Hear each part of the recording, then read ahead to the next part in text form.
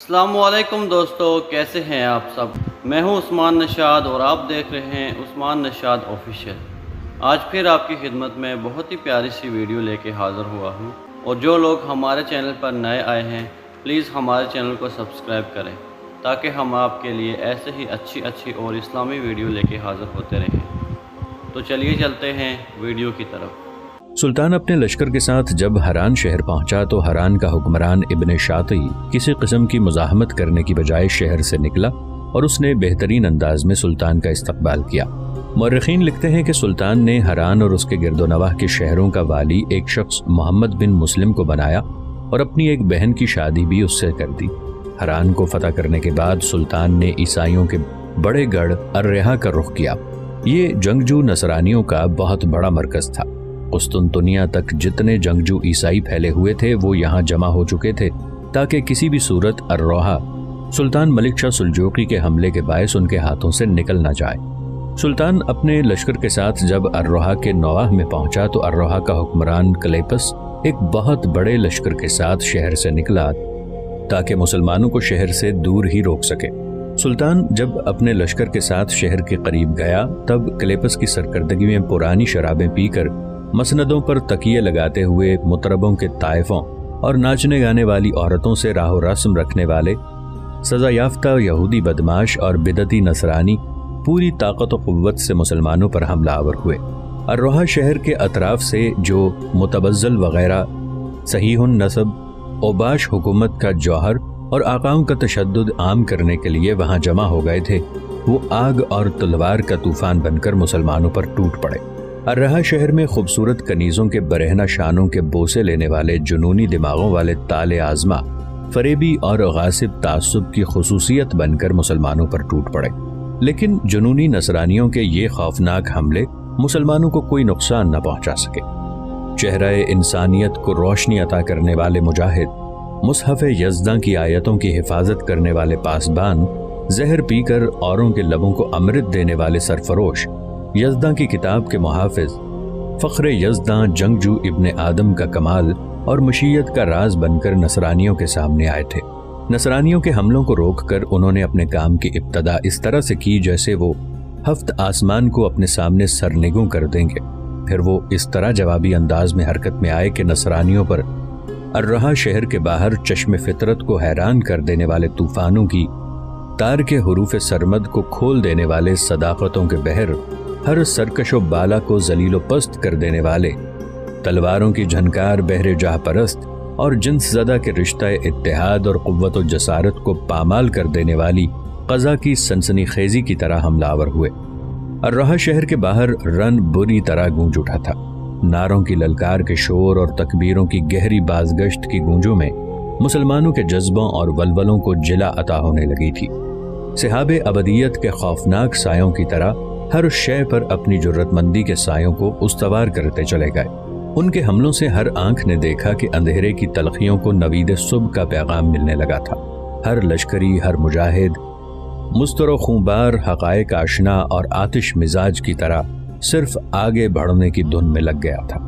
شہر کے باہر الرحا کے حکمران کلیپس کے لشکر کی حالت آہستہ آہستہ شب کے دروازے پر دستک دیتی کرب کی منزلوں، ان گنت جذبوں کے لمحوں کو زیست کا عنوان بناتے بے ضمیر تاریکیوں سے بھی بدتر ہونا شروع ہو گئی تھی۔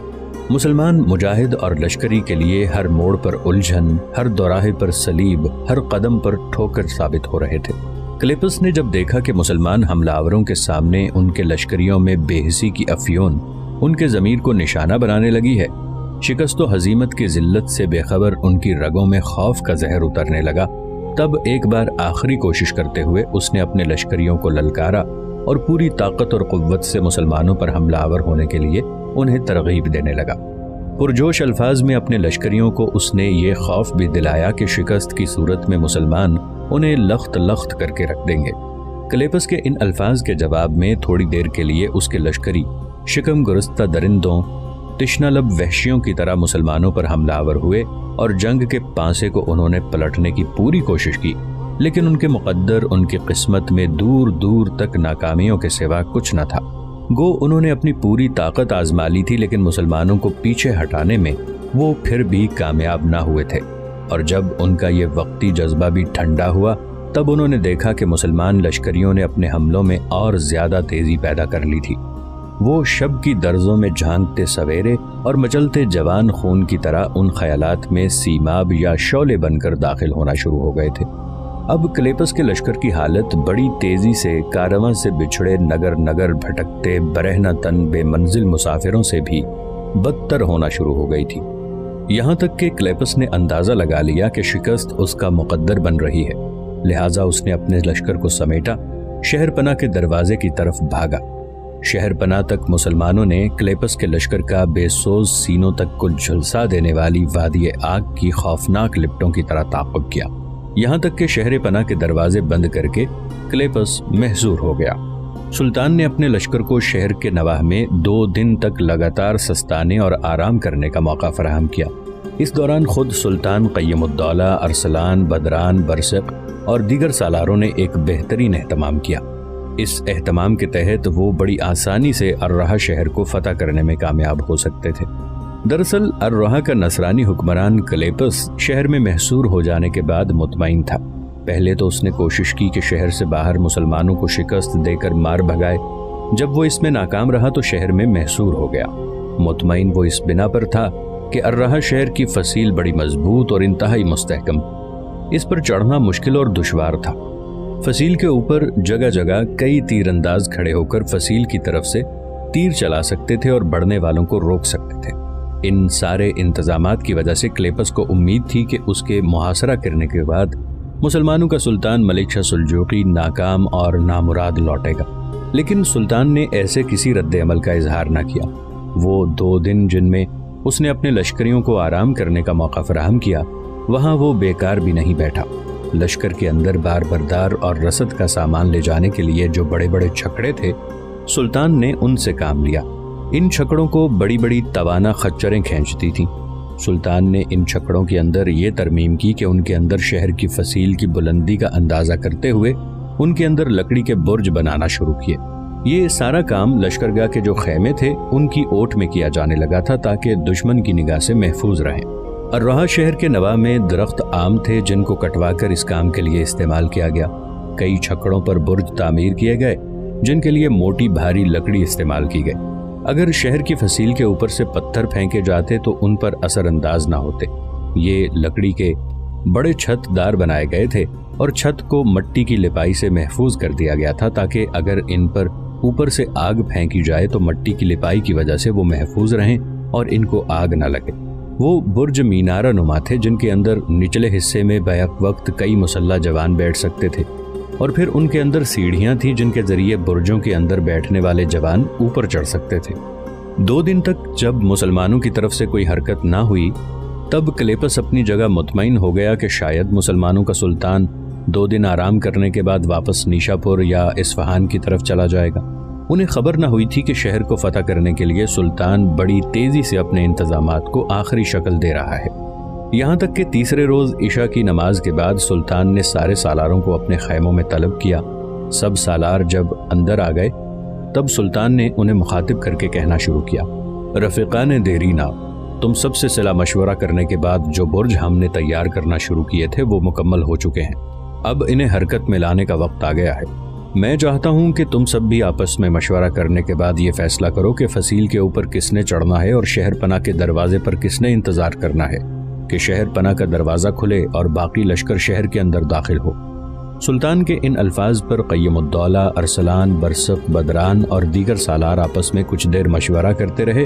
پھر قیم الدولہ جو تاریخ کے اوراق میں انتہائی محترم شخصیت گردانی جاتی ہے اس لحاظ سے کہ وہ سلطان عماد الدین زنگی کا باپ اور سلطان نور الدین زنگی کا دادا تھا، اس نے سلطان کو مخاطب کرتے ہوئے کہنا شروع کیا، سلطان محترم، آپ کے کہنے پر ہم سب سالاروں نے باہم مشورہ کیا ہے اور جس بات پر ہم متفق ہوئے ہیں وہ کچھ یوں ہے کہ میں ارسلان اور برسق تینوں شہر کی فصیل پر چڑھنے کی کوشش کریں گے۔ سلطان محترم، ہم 9 چھکڑوں میں بڑے مضبوط اور مستحکم برج تیار کر چکے ہیں۔ ہم تینوں میں 3 برج تقسیم کر دیے جائیں گے۔ جنگ میں ہمارے ساتھ ہمارے لشکری ہوں گے جو میرے اور ارسلان کے ماتحت جنگوں میں حصہ لیتے رہے ہیں۔ سب سے پہلے خود میں اور ارسلان حرکت میں آئیں گے۔ فصیل پر چڑھنے والے بھی ہم دونوں ہی ہوں گے۔ ہمارے پیچھے پیچھے ہمارے ساتھ کام کرنے والے لشکری ہوں گے۔ میں فصیل کے دائیں جانب، ارسلان بائیں جانب کے حصے کی طرف بڑھنے کی کوشش کرے گا۔ برسک کا یہ کام ہوگا کہ جہاں فصیل کے ساتھ برج کھڑے کیے جائیں گے اور برجوں کے ذریعے ہمارے آدمی فصیل پر چڑھیں گے، وہ انہیں کمک کی صورت میں دائیں بائیں کرتا رہے گا۔ اس طرح ہم لمحہ بلمحہ فصیل کے اوپر دشمن پر دباؤ بڑھانے میں کامیاب ہو جائیں گے۔ سلطان محترم، فصیل پر چڑھنے کے بعد اگر میں اور ارسلان فصیل کے ایک ہی حصے کی طرف بڑھتے ہیں تو ہمارے لیے خطرات کھڑے ہوں گے، اس لیے کہ فصیل کے کچھ حصوں سے الرہا کے محافظ ہماری پشت پر حملہ آور ہو کر ہمیں نقصان پہنچا سکتے ہیں۔ لہٰذا فصیل پر چڑھنے کے بعد میرا دائیں جانب اور ارسلان کا بائیں جانب پیش قدمی کرنا ہمارے لیے سود مند ہے، اور برسک کا فصیل کے اوپر کھڑے ہو کر اپنے لشکریوں کو دائیں بائیں یا پیچھے بھیجنا نہ صرف ہمارے لیے سود مند ہوگا بلکہ وہاں رہتے ہوئے برسک ایک اور کام بھی کر سکتا ہے۔ یہ فصیل کے اندرونی حصے پر بھی نگاہ رکھے گا۔ اگر یہ دیکھے گا کہ شہر کے اندرونی حصے سے کوئی لشکر فصیل پر چڑھ کر ہمیں نقصان پہنچانے کی کوشش کرتا ہے تو یہ بروقت ہمیں اطلاع کر دے گا تاکہ ہم محتاط ہو جائیں اور ان کا کوئی سدباب کر سکیں۔ سلطان محترم، اس کے بعد ہمارے سامنے دو طرح کی صورتحال نمودار ہوگی۔ پہلی یہ کہ فصیل کے اوپر کے محافظوں کا خاتمہ کرنے کے بعد میں اور ارسلان شہر پناہ سے نیچے اتر کر متحد ہوں گے، شہر پناہ کا دروازہ کھول دیں گے تاکہ اس کے ذریعے آپ باقی ماندہ لشکر کے ساتھ شہر میں داخل ہو جائیں، اور اگر دشمن کا شہر کے اندر جو لشکر ہے فصیل کے اوپر چڑھنے کے بعد ہم سے ٹکرا جاتا ہے اور ہمیں فصیل سے نیچے نہیں اترنے دیتا، تب برسک کے کام کی ابتدا ہوگی، یعنی جو لشکری اوپر چڑھ رہے ہوں گے یہ انہیں اپنے پاس روکے گا۔ جب دیکھے کہ اس کے پاس خاصی تعداد ہو گئی ہے تو ان کے ساتھ شہر پناہ سے نیچے اتر کر شہر پناہ کے دروازے کو کھولے گا، جہاں آپ اور بدران لشکر کے ساتھ منتظر ہوں گے۔ اگر برسک ایسا کرتا ہے تو اس کے ایسا کرنے میں بالکل کم خطرات حائل ہوں گے، اس لیے کہ دشمن کی بہت بڑی قوت تو میرے اور ارسلان کے ساتھ مصروف کار ہوگی۔ برسک کو بڑی آسانی سے اپنے کام کی تکمیل کی مہلت مل جائے گی۔ سلطان محترم، جب برسک شہر پناہ کا دروازہ کھولنے میں کامیاب ہو جائے تب آپ اور بدران شہر میں داخل ہوں گے۔ شہر کے اندر ایک شور اور غل اٹھے گا۔ شہر میں کلیپس کے پاس اتنی بڑی قوت نہیں ہوگی کہ وہ آپ کی راہ روک کر آپ کو شہر سے باہر نکالنے میں کامیاب ہو جائے، اور جب آپ شہر کے اندر پیش قدمی کرنی شروع کریں گے تو کلیپس کے وہ لشکری جو فصیل کے اوپر ہم سے الجھ رہے ہوں گے وہ فکر مند ہو جائیں گے۔ ان میں سے کچھ یقیناً نیچے اتر کر ان دستوں کے ساتھ مل جائیں گے جو آپ کی راہ روکنے کی کوشش کریں گے۔ ایسی صورت میں فصیل پر راہ روکنے والوں پر ہم اپنا دباؤ بڑھاتے جائیں گے۔ میں اور ارسلان اپنی طرف سے پوری کوشش کریں گے کہ انہیں پسپا کر کے ہم بھی فصیل سے نیچے اترتے ہوئے آپ سے آن ملیں۔ اس طرح جب ہم سب متحد ہو جائیں گے تب شہر کے اندر بڑی سے بڑی قوت بھی ہمارا مقابلہ نہیں کر پائے گی۔ یہاں تک کہنے کے بعد قیم الدولہ خاموش ہو گیا، جبکہ سلطان ملک شاہ سلجوقی کچھ دیر سوچتا رہا، پھر اپنے سارے سالاروں کو مخاطب کرتے ہوئے کہنے لگا، میرے عزیزو، جو فیصلہ تم نے کیا ہے میں اس سے پوری طرح متفق ہوں۔ اب صورتحال کچھ یوں سامنے آئے گی کہ عشاء کی نماز ادا کرنے کے بعد پورے لشکر سے کہہ دیا جائے گا کہ وہ آرام کریں۔ صرف لشکر کا وہ حصہ بیدار رہے گا جو معمول کے مطابق رات کے وقت لشکر کی حفاظت کے لیے جاگتا رہتا ہے۔ آدھی رات کے بعد ہم اپنے کام کی ابتدا کریں گے۔ ابھی سے اپنے لشکریوں کو سمجھا دو کہ کس طرح انہوں نے چھکڑوں پر بنائے گئے برجوں کے اندر بیٹھنا ہے۔ لشکریوں کا یہ بھی تقرر کر دو کہ کن کن لشکریوں نے چھکڑوں کو دھکیلتے ہوئے فصیل کے قریب لے کر جانا ہے۔ یہ بھی اپنے لشکریوں کو سمجھا دو کہ کس طرح برجوں کے اندر ہی سیڑھیوں کے ذریعے اوپر جاتے ہوئے فصیل کے اوپر جانا ہے اور دشمن پر حملہ آور ہونا ہے۔ میں اور بدران بھی اپنے کام کی ابتدا کریں گے، اور جو لشکری ہمارے ساتھ کام کریں گے انہیں سمجھا دیا جائے گا کہ رات کے وقت جب برج فصیل کی طرف بڑھیں گے تو تیر اندازوں کے کچھ دستے فصیل سے مخصوص فاصلے پر رہتے ہوئے شہر پر تیر اندازی کریں گے۔ ان تیر اندازوں کے لیے ابھی تھوڑی دیر تک مخصوص فاصلے پر دمدمے تیار کیے جائیں گے۔ ان دمدموں کے پیچھے رہتے ہوئے وہ شہر کے اوپر بنے برجوں پر تیر اندازی کریں گے تاکہ جب ہمارے لشکری چھکڑوں پر بنائے گئے برجوں سے نکل کر فصیل پر چڑھیں تو فصیل کے محافظ ایک دم برجوں سے کھل کر ان پر ٹوٹ نہ پڑیں۔ جب ہم تیر اندازی کریں گے تو دشمن کے محافظ برجوں سے نکلنے کی کوشش نہیں کریں گے، اپنی جانیں بچانے کی خاطر وہ برجوں کے اندر ہی دب کے رہیں گے۔ ایسی صورت میں ہمارے لشکر کے ایک بڑے حصے کو شہر کی فصیل پر چڑھنے کا موقع مل جائے گا۔ اس کے بعد جو طریقہ تم لوگوں نے تجویز کیا ہے اس کے مطابق قیم الدولہ اور ارسلان اور برسق اپنے کام کی ابتدا کر دیں گے۔ یہ سارا معاملہ طے کرنے کے بعد سلطان اپنی جگہ اٹھ کھڑا ہوا اور کہنے لگا، میرے خیال میں اٹھیں، پہلے لشکر کے ساتھ کھانا کھائیں، اس کے بعد جس طریقے سے شہر پر حملہ آور ہونا ہے اس سے اپنے سارے لشکریوں کو آگاہ کریں۔ اس کے ساتھ ہی سلطان اور سارے سالار خیمے سے نکل گئے۔ सागर किसी गहरी भीगी भीगी रात पलकों के साहिल पर आंसुओं के ढलकते मोतियों की तरह रवां दवां थी। गुमनाम अंधेरे किसी मर्दम गुजीदा की तरह वादी और मैदानों को अपनी आमाजगाह बना चुके थे। हर शय हिकायात खूंचगा की तरह सुकूत लब का शिकार थी। चारों तरफ अनमोल खजानों के तजस्सुस, ख्वाबों के कैफ और हुरूफ खफी की सी खामोशी थी। लगता था थोड़ी देर बाद दास्तानों को ज़ेब ज़ीनत देने के लिए कोई कतरा सीमाब और मौजे रवां की तरह बज़्म अरवाह की तरह हरकत में आएगा और कारवानों की आहट और जरस की सदाओं जैसी हलचल बर्पा करके रख देगा। रात काफ़ी जा चुकी थी। ऐसे में तयशुदा लाहे अमल के मुताबिक मुसलमान लश्कर हरकत में आया। अर्रोहा शहर की फसील से ज़रा फासले पर जो दमदमे बनाए गए थे उनके पीछे बेखता निशाने वाले तीरंदाज बिठा दिए गए थे और वो अपने काम की इब्तदा करने के लिए बिल्कुल मुस्तैद थे। फिर छकड़ों के अंदर जो बुलंद बुर्ज बनाए गए थे, जो अपनी बुलंदी में अर्रहा शहर की फसील से भी कुछ ऊंचे ही थे, उनको हरकत में लाया गया। उन्हें खींचा नहीं जा रहा था बल्कि धकेल कर शहर की फसील की तरफ ले जाया जाने लगा। फिर उनके पीछे पीछे क़य्युमुद्दौला और अरसलान के वो लश्करी थे जिन्होंने फसील पर चढ़ते हुए अपने काम की इब्तदा करनी थी।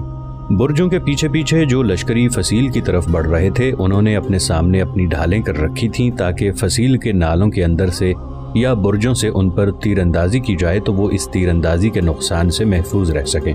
और वो लश्करी जो छकड़ों पर बने बुर्जों को धकेल रहे थे, उनके ऊपर भी शामियाना नुमा चौबी छत बनाई गई थी ताकि वो बुर्जों को धकेल कर फसील की तरफ ले जाएं तो ऊपर से उन पर की जाने वाली तीरंदाजी उन्हें कोई नुकसान ना पहुंचाए। रात की गहरी तारीकी और खामोशी में तो छकड़ों के हरकत में आने से फजाओं के अंदर तरह तरह की खौफनाक आवाज़ें गूंज उठी थीं।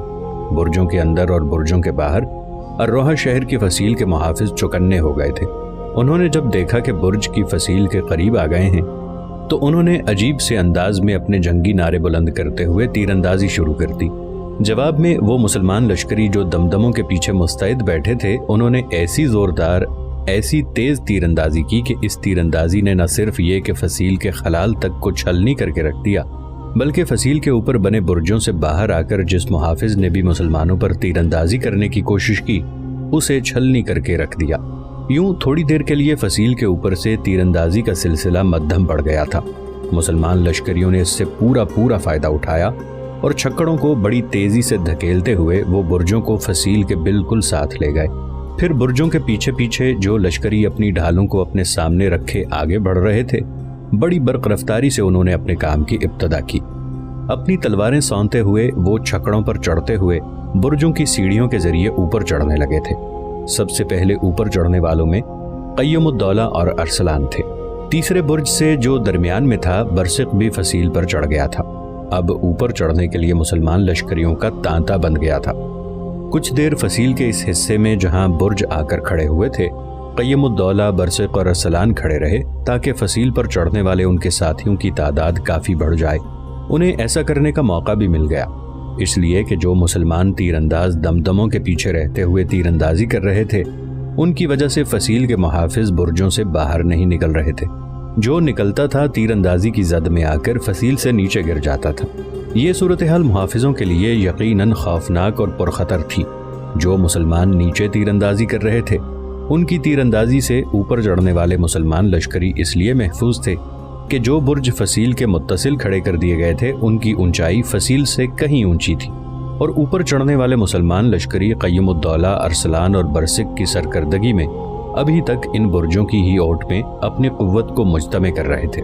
फिर अचानक एक तूफान, एक तब्दीली, एक इनकलाब नमूदार हुआ। वो इस तरह के सबसे पहले बैक आवाज़ क़य्युमुद्दौला और अरसलान और बरसिक ने तकबीरें बुलंद की। इन तकबीरों के जवाब में वो लश्करी जो फसील पर चढ़ चुके थे, उन्होंने भी तकबीरें बुलंद की और इन तकबीरों की सदाओं से न सिर्फ ये कि सारा अर्रोहा शहर बल्कि इर्द गिर्द की रात की गहरी खामोशी में डूबी सदाएं भी गूंज उठी थीं। शहर चौकन्ना हो गया था। ये तकबीरें यूं ही बुलंद नहीं की गई थीं, बल्कि ये उन मुसलमान तीरंदाजों के लिए इशारा था कि अब वो तीरंदाजी बंद कर दें ताकि जो मुसलमान लश्करी फसील पर चढ़ गए हैं वो अपने काम की इब्तदा करें। इसलिए कि तीरंदाजी की सूरत में वो अपने बुर्जों की ओट से बाहर निकलकर हमलावर नहीं हो सकते थे। इन तकबीरों के जवाब में वो मुसलमान लश्करी जो फसील से ज़रा फासले पर दमदमों की ओट में बैठे हुए थे, उन्होंने अपने हाथ रोक लिए। यूं तीरंदाजी रुक गई। اس وقت تک کافی مسلمان لشکری فصیل پر چڑھ چکے تھے اور شہر پناہ کے دائیں بائیں جو برج تھے ان تک پھیل چکے تھے۔ جو ہی تیر اندازی رکی، فصیل کے نصرانی محافظ اپنے برجوں سے نکل کر بڑی تیزی سے مسلمانوں کی طرف بڑھے۔ شہر کے اندر بھی ہلچل برپا ہو گئی تھی اور شہر کا حاکم کلیپس شاید شہر کے اندر موجود اپنے لشکریوں کو بھی استوار کرنے لگا تھا۔ رات کے گہرے سمندر میں جہاں تھوڑی دیر پہلے شفاف برتن کی تہ کسی خاموشی اور سکون تھا، جہاں تھوڑی دیر قبل چاند تاروں کی جاگتی مسکراہٹ میں کوئی طلب کی تڑپ نہیں تھی، نہ تحیر کا کوئی جنون تھا، وہاں اب بربادیوں آندھیوں سے نصیب لکھنے کی تیاریاں کی جا چکی تھیں۔ وقت کے شعلہ لب ترجمان جبر و قہرمانیت کی داستانیں رقم کرنے کے درپے ہو چکے تھے۔ ڈھلتی رات اپنے دامن میں گھمبیر پاتال کی گہری خوفناکیاں سمیٹنے لگی تھی۔ خدا کی خدائی میں بشارتوں کی منتظر ہر شے کے اندر ایک ہلچل اور امید و امنگ برپا ہونے کے قریب تھی۔ فصیل کے محافظوں نے سب سے پہلے دائیں جانب سے اپنی کارروائی کی ابتدا کی اور وہ زندگی کی تڑپ میں بھرپور وحشی اور لا انتہا جذبوں کی طرح آگے بڑھے تھے۔ ان کی راہ روکنے کے لیے عالم اسلام کا رجل عظیم قیم الدولہ ان کے سامنے تھا۔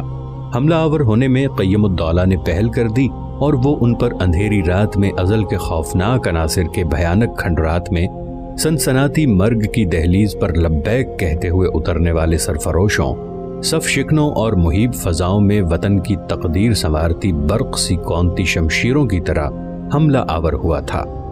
قیم الدولہ کے ساتھ ہی ساتھ بائیں جانب سے ارسلان نے بھی اپنے کام کی ابتدا کر دی تھی اور اس نے اس امر کا انتظار نہیں کیا تھا کہ دشمن آگے بڑھ کر اس پر حملہ آور ہو، اس کے بعد وہ جوابی کارروائی کرے، بلکہ وہ خود آگے بڑھا اور بائیں جانب کے محافظوں پر اس طرح حملہ آور ہوا جیسے اپنے شعور میں مست گھنی چھاؤں میں کڑی دھوپ کی اذیت اترتی ہے، جیسے فضاؤں میں بکھرے نشیلے خوابوں میں اپنے موجوں کی جوانی میں پیچ و تاب کھاتے طوفانوں کا منہ زور شباب داخل ہوتا ہے، جیسے قوم کی تقدیر بدلنے والا کوئی پرتو ذل سائقہ بردار بن کر خونفشانی تلوار سے وحشتوں کے غبار تک کی گرہیں کاٹ دینے کا عزم کر لیتا ہے۔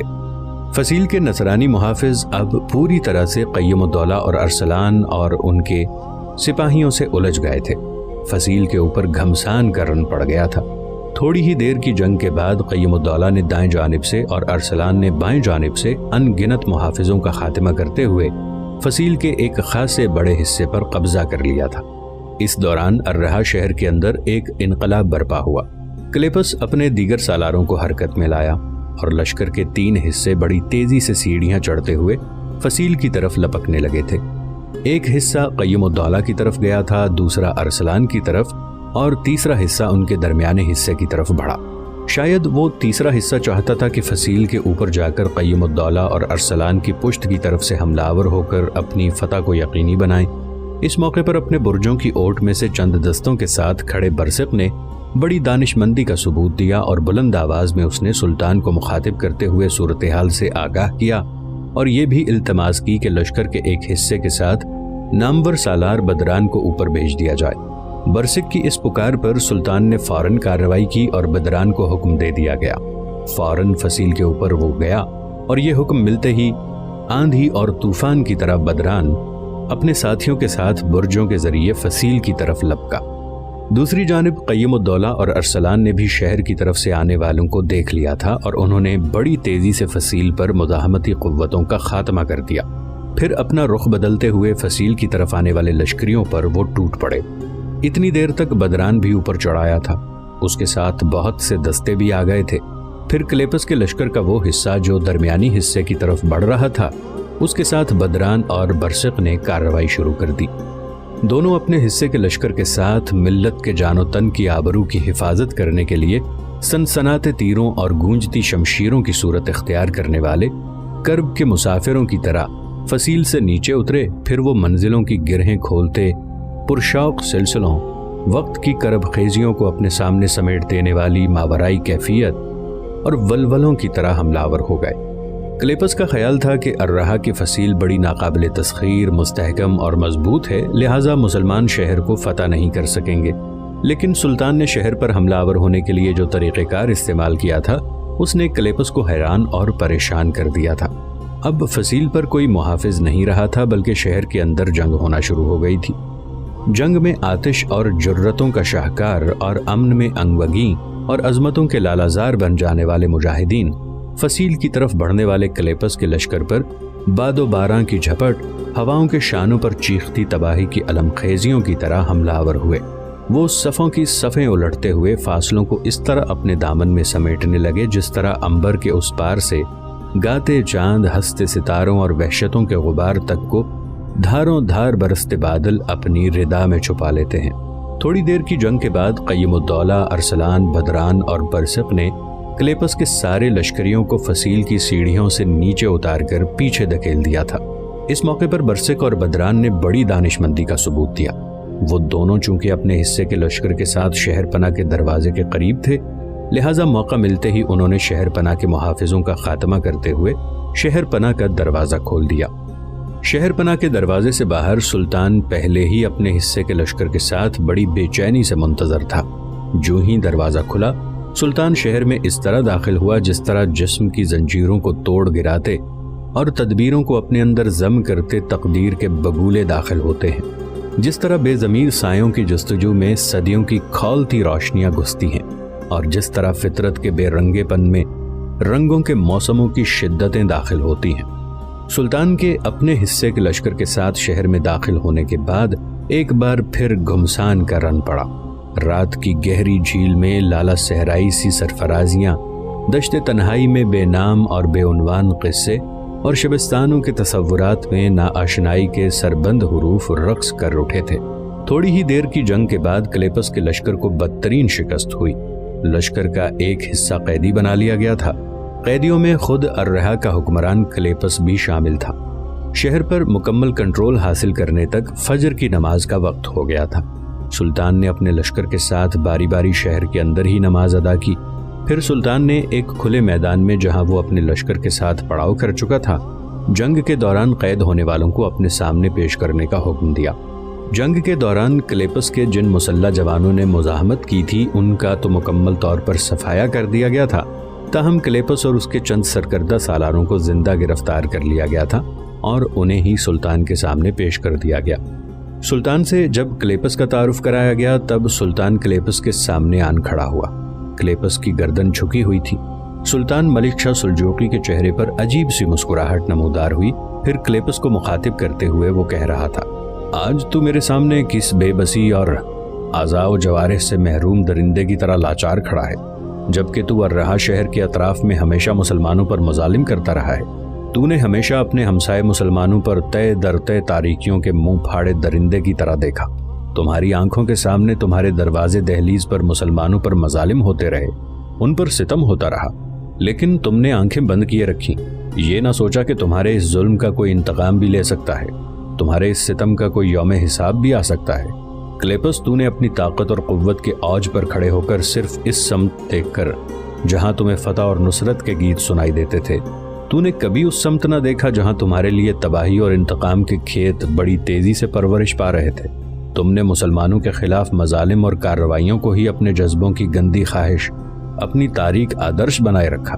تو نے کبھی یہ نہ سوچا، کبھی خواہش بے ثمر بھی ہو جاتی ہے، فخر و تکبر کے آلات اچانک بجھ جاتے ہیں اور ساعتیں بڑی تیزی سے فاصلوں میں ڈھل جاتی ہیں۔ دیکھ، آج تو اپنی حالت کا جائزہ لے۔ تیری سوچوں کے ستارے ڈوب چکے ہیں، تیرے تخیل کے نقش و نگار مٹ چکے ہیں، صبح درخشاں سی تیری امیدیں خاک ہو چکی ہیں۔ میں دیکھتا ہوں تیری نگاہوں میں صرف تھکن کے آثار باقی ہیں۔ کلیپس، تو نے اپنے حد تعینات کو فراموش کیا، مقدارات کی حدود کو بھلا کر بے نور وحشتوں کے رخ کے پیچھے بھاگتے ہوئے تو نے وقت کائنات کو بے حمیت کرنے کی کوشش کی۔ اب دیکھ، تیرے چہرے کے وسوسوں کی پرچھائیاں ناچ رہی ہیں، تیرے دل میں الجھی سوچیں بھری ہوئی ہیں، تیری آنکھوں میں تفکرات کی سلیبیں نصب ہیں۔ تو نے مسلمانوں کی طاقت سے بے فکر ہو کر صرف اپنی آنکھوں کے سمندر میں اپنی بہتری اور بھلائی کے خواب دیکھے، مگر یاد رکھنا، سارے حروف گلاب نہیں بن جاتے، سارے الفاظ چراغ نہیں بنتے۔ تیری بے موقع بدتمیزی اور خودسری اور تیری بخت و اتفاق کے خلاف درست مزاجی نے تجھے یہ دن دکھایا، اور دیکھ آج تیری شجاعت تیری فضیلت کا باعث نہ بن سکی۔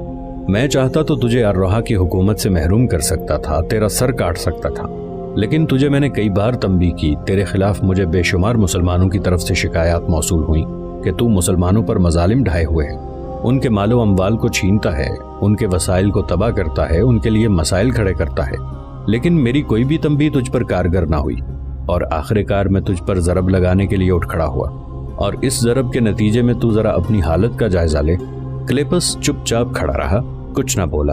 اس کے سالار بھی اس کے دائیں بائیں گردنیں جھکائے بے بسی اور لاچارگی کے عالم میں کھڑے تھے۔